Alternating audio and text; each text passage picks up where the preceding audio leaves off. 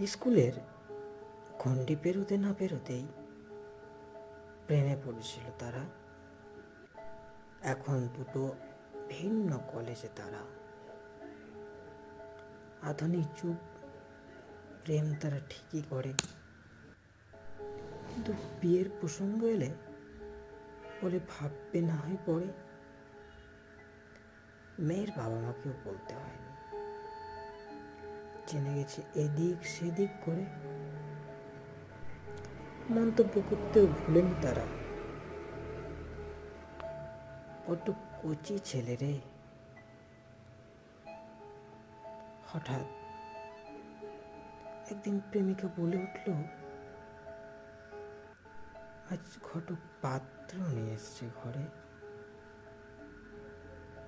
কিন্তু নিরুপায় ছেলে কিছুক্ষণ ভেবে দোষটা নিল নিজের ঘাড়ে। সে বলে নিজের পায়ে দাঁড়াতে চায়। এভাবে বাপের পায়ে দাঁড়িয়ে করা প্রেম মলিন হয়ে যায়।